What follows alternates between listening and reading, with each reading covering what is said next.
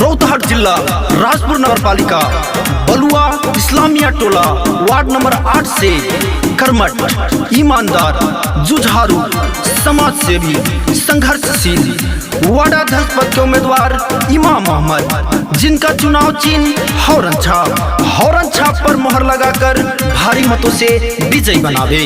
इनकी जीत आप सभी नगरवासियों की जीत होगी।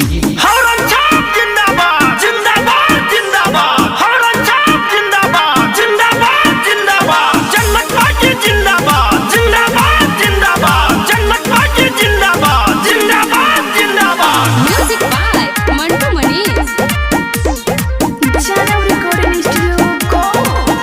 हौरन छाप पर मोहर लगाई, इमाम अहमद के रौहा देताई, इमाम अहमद के रौहा देताई। हौरन छाप पर मोहर लगाई, इमाम अहमद के रौहा देताई। जनमत पार्टी से भइले खरा, भारी मतों से विजयी बनाई।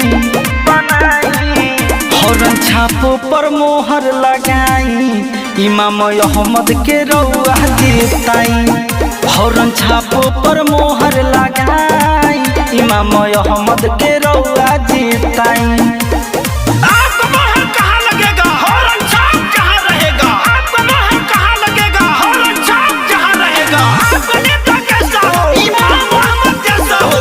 आपका नेता कैसा हो, इमाम मोहम्मद जैसा हो। नया उम्मीदवार बानी करी सपोर्ट जी, करी है विकास दीन के वोट जी। नया उम्मीदवार बानी करी सपोर्ट जी, करी है विकास दीन के वोट जी। गौवा में बनी अपना रोड और नाला, इनका बोली में बारे सच्चाई। हौरन छाप पर मोहर लगाई, इमाम अहमद के रौहा देताई। हौरन छाप पर मोहर लगाई, इमाम अहमद के रौहा देताई। सबको देखे बार बार जनमत पार्टी अब की बार एक मौका दीजिए, फिर चमत्कार देखिए।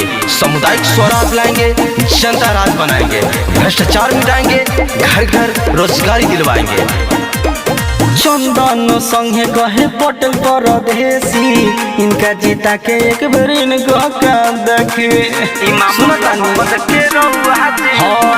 असलम संगे कहे पटेल परदेसी, इनका जीता के एक बार इनको के देखी।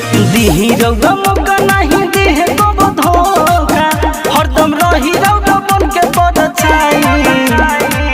हौरन छाप पर मोहर लगाई, इमाम अहमद के रौहा देताई।